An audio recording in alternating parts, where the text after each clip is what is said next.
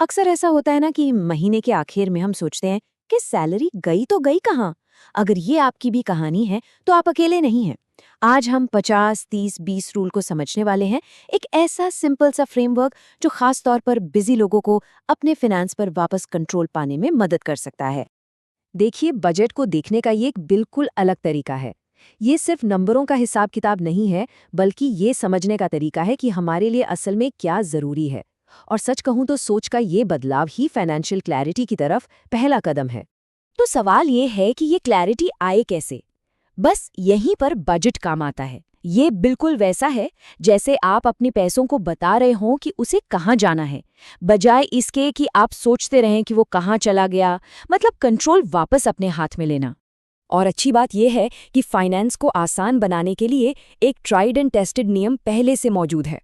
एक ऐसा ढांचा जो अंदाजा लगाने की सारी झंझट खत्म कर देता है और आपको एक सीधा सादा साफ रास्ता दिखाता है। तो ये सिंपल सा ढांचा असल में दिखता कैसा है? जरा सोचिए, अगर आपको अपनी पूरी इनकम को सिर्फ 3 हिस्सों में बांटना हो तो वो 3 हिस्से क्या होंगे? चलिए देखते हैं। पहला और सबसे बड़ा हिस्सा है आपकी इनकम का 50%। ये आपकी फाइनेंशियल स्टेबिलिटी की बुनियाद है, आपकी नींव। इसके बाद आता है 30%। ये वो हिस्सा है जहां जिंदगी थोड़ी मजेदार बनती है। और आखिर में इस पजल का आखिरी टुकड़ा 20%। तो ये बन गया 50, 30, 20। और यही नंबर मिलकर बनाते हैं वो मशहूर 50-30-20 का नियम। 50% आपकी ज़रूरतों यानी नीड्स के लिए, 30% आपकी इच्छाओं यानी वॉन्ट्स के लिए और 20% आपकी बचत और निवेश यानी सेविंग्स के लिए। बस इतना सिंपल और इतना पावरफुल। लेकिन इस नियम को अपनी जिंदगी में लागू करने से पहले एक बहुत जरूरी कदम उठाना होगा, अपने खर्चों को समझना। हमें ये जानना ही होगा कि हमारा पैसा असल में जा कहाँ रहा है। इसके लिए बस 2 बेसिक स्टेप्स हैं। पहला, ये पता लगाना कि सारे टैक्स और कटौतियों के बाद हर महीने हाथ में कितना पैसा आता है, मतलब आपकी इन हैंड सैलरी। और दूसरा, अपने सभी खर्चों को सही कैटेगरी में बांटना। अब खर्चों को मोटे तौर पर हम 2 हिस्सों में बांट सकते हैं। एक होते हैं निश्चित खर्च यानी फिक्स्ड एक्सपेंसेस, जो हर महीने लगभग सेम रहते हैं, और दूसरे होते हैं परिवर्तनीय खर्च यानी वेरिएबल एक्सपेंसेस, जो बदलते रहते हैं। इन दोनों का फर्क समझना बहुत जरूरी है। जरा उन खर्चों के बारे में सोचिए जो हर महीने तय हैं, चाहे कुछ भी हो जाए। घर का किराया या ईएमआई, बिजली का बिल, इंश्योरेंस का प्रीमियम, बच्चों की स्कूल फीस। ये वो खर्चे हैं जिन्हें टाला नहीं जा सकता। दूसरी तरफ ये हैं वेरिएबल खर्चे, जहां हमारे पास कंट्रोल करने की थोड़ी गुंजाइश होती है। महीने का राशन, बाहर खाना पीना, एंटरटेनमेंट या पेट्रोल का खर्च, ये सब हमारे रोज के फैसलों पर निर्भर करते हैं।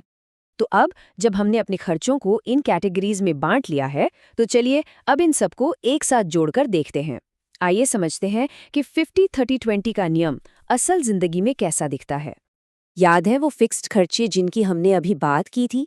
आपकी इनकम का 50% हिस्सा उन्हीं जरूरतों को पूरा करने के लिए है। ये वो पैसा है जो ये पक्का करता है कि आपकी बेसिक जरूरतें हमेशा पूरी हो। अगला 30% है आपकी इच्छाओं के लिए। ये वो चीजें हैं जो जिंदगी को मजेदार बनाती हैं, जैसे नेटफ्लिक्स, बाहर घूमना फिरना या कोई हॉबी।